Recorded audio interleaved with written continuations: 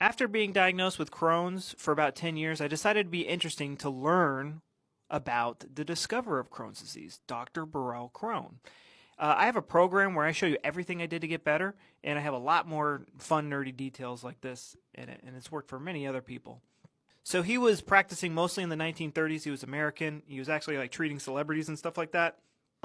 But he did not want to call it Crohn's disease. He wanted to call it regional ileitis, which means inflammation in the last part of the small intestine. And when people find, usually when doctors find inflammation there, that's when someone gets diagnosed with Crohn's disease. And in this book, you can see him kind of trying to figure out what's causing Crohn's disease. At first, he thought it was a tuberculosis of the small intestine, which is actually like pretty darn close to what it is, but you really need to understand like what the microbes are doing.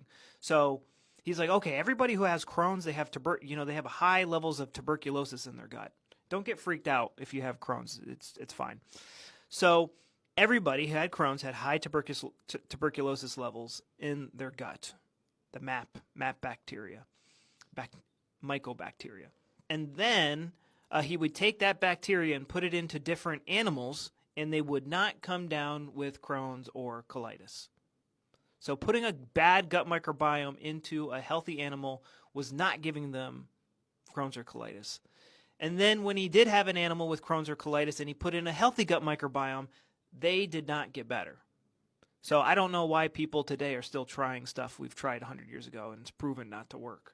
So that was like, the bad bacteria and fungi are there, but when I try to replace them, they just come back no matter what I do, and they don't get better.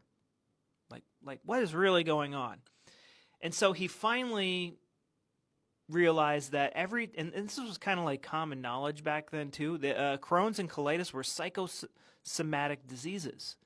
These people would always come in after a traumatic event. Oh, and they might not always fess up to it. Like one guy would come in and be like, oh, I'm not stressed out. Get that hocus pocus out of here. And then the wife would be like, you just lost your job. Oh, I'm not stressed out about losing my job. Oh, I'll just get a new job and lickety split no time. And it's like, dude, you're stressed out. That's like every time you lose your job, every time you switch jobs, you have a flare. It just, once you stop ignoring all the dietary stuff, like, yeah, sure, eat healthy.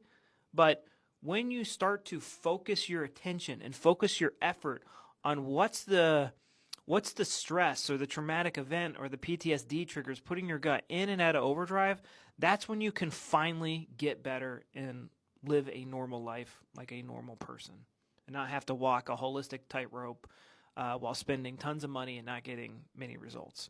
That's what I did. I spent thousands and thousands of dollars and used hundreds of hours of my time doing all this holistic nonsense and even doing the modern nonsense and had zero results until I started, realizing that, every time I went through a breakup, I had really bad symptoms. And I was also having symptoms, they were like kind of PTSD triggers of like when my parents force fed me vegetables and, wouldn't let me play Nintendo and video games and Ninja Turtles and all that stuff. And in school, I hated school. School was literally like 10 years of prison for me. I hated school so much, even though I loved to learn. And so, yeah, I show you everything I did in my 13-day protocol. It's on my website. Step by step, what I did to get better. You can learn more about it there.